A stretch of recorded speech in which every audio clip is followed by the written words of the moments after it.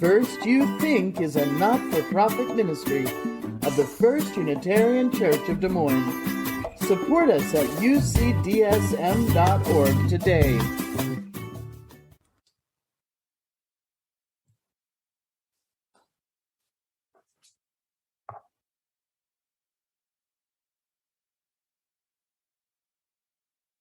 August 28th, 1963, from the steps of the Lincoln Memorial, the defining moment of the civil rights movement. Dr. Martin Luther King Jr. began to speak. It was hot and sweat stood out on his forehead. He raised his voice at the mic to be heard by over 250,000 civil rights supporters.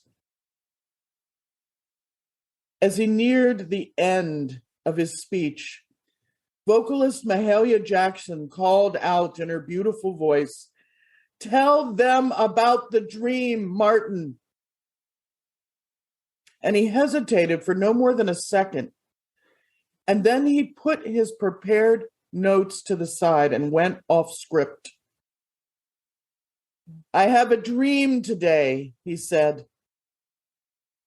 "I have a dream that one day every valley will be exalted, every hill and mountain shall be made low. The rough places will be made plain, and the crooked places made straight. And the glory of the Lord shall be revealed, and all flesh shall see it together. With this faith, we'll be able to work together, to pray together, to struggle together, to go to jail together, to stand up for freedom together, knowing that we will be free one day. This will be the day when all of God's children will be able to sing with new meaning. My country, 'tis of thee. Sweet land of liberty, of thee I sing. Land where my fathers died. Land of the pilgrim's pride. From every mountainside let freedom ring." That huge crowd hung on every word that came out of his mouth. If only we could speak to him today.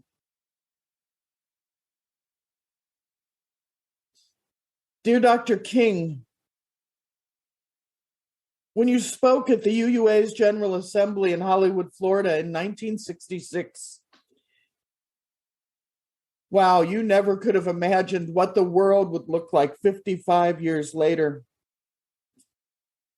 We're poised on the brink of revolution.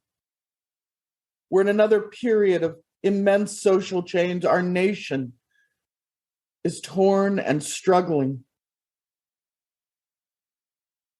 Black people die in the streets, Dr. King.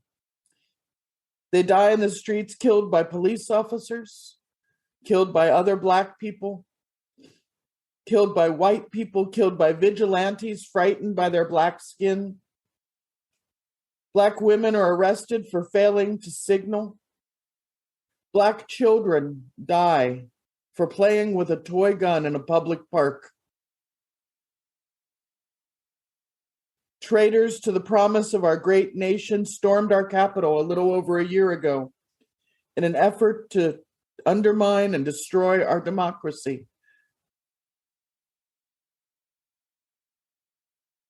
But time for revolution is on us, Dr. King. And this time, we're not asleep at the wheel.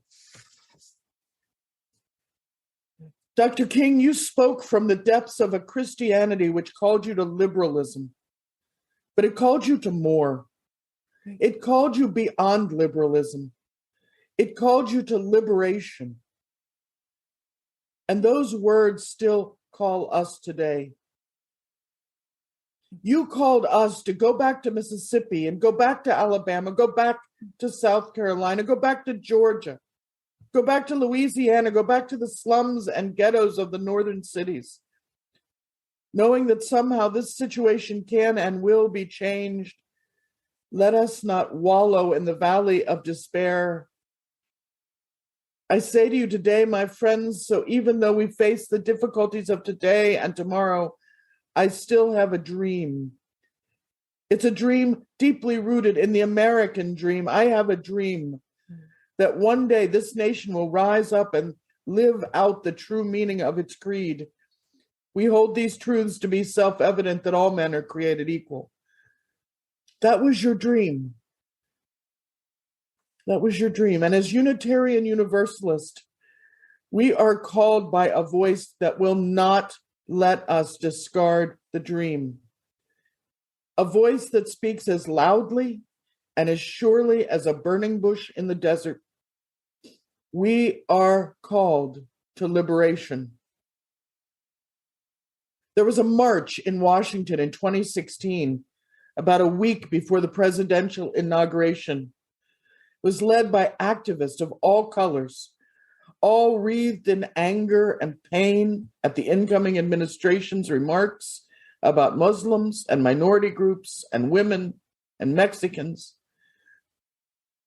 2,000 people gathered in the National Mall. They stood at your memorial, Dr. King. They were only a few miles from where the presidential inauguration would happen.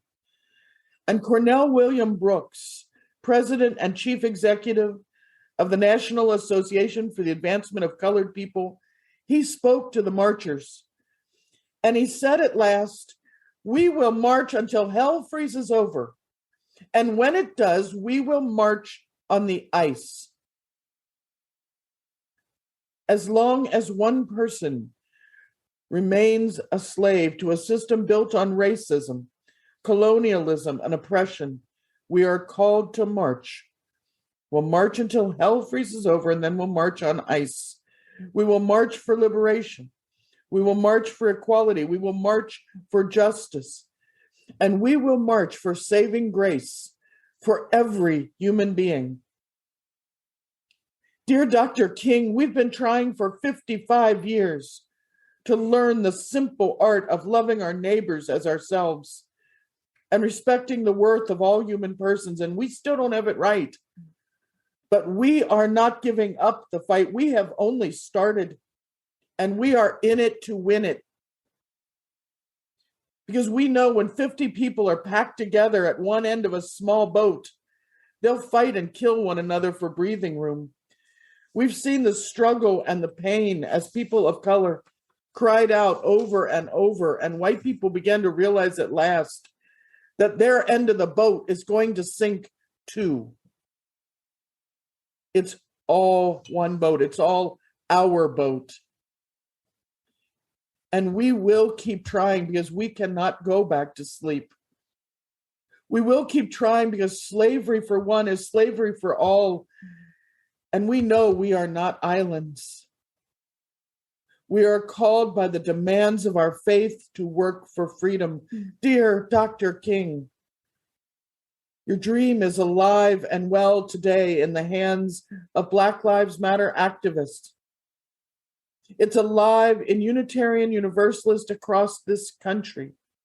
It's alive in high school students who refuse to learn hate, and in children who don't even understand how hate could be. It's alive in politicians and college students, in young people growing up in our cities. It's alive in each person, each hill and valley of the United States. It's alive in every one of us who says not, "Make America great again," but instead, "Let us make America great for the first time together." The dream you saw is alive in each of us who answers the call of our faith and stands up for liberation. It's alive in each one who refuses to go back to sleep. It's past time to wake up and start fighting. It's time to fight for a world in which Black people can dare to dream, not of being respected for acting just like white people, but of being respected while Black. It's a time to fight for their right to be respected while wearing natural hairstyles, while clothing themselves in clothing they choose. It's a time for Black and brown people to be free of racial profiling. It's a time to destroy the school to prison pipeline to end slavery in the guise of private prisons. It's time for Iowa to stop incarcerating Black people at a rate that is 7.5 times that of the incarceration rate for white people.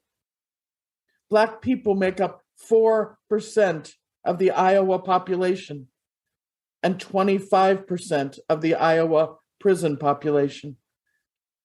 It's time to recognize that Black lives don't matter also.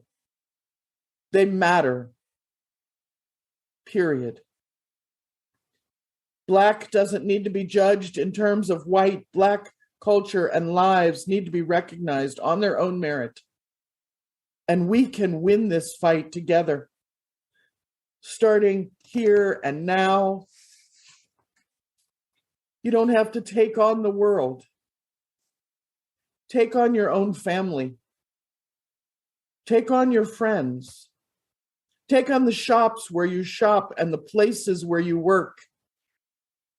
We have a dream of true equality, a dream of choice, a dream of recognition of all people. Help to make it safe for Black people to be Black people, not imitation white people. Use your privilege, vote, make your voice heard, never shut up. Let the dream wake up and become the reality we know.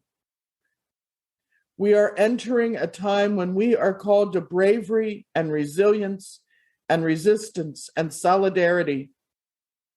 We must stand beside our siblings in love and trust that together, only together, we will find our way home. Change is going to come only if we dare to demand it, if we keep walking and marching. And I say to you now, as long as one person remains a slave to a system built on racism and colonialism and oppression, we are called to march. And we will march until hell freezes over, and then we will march on the ice. Amen.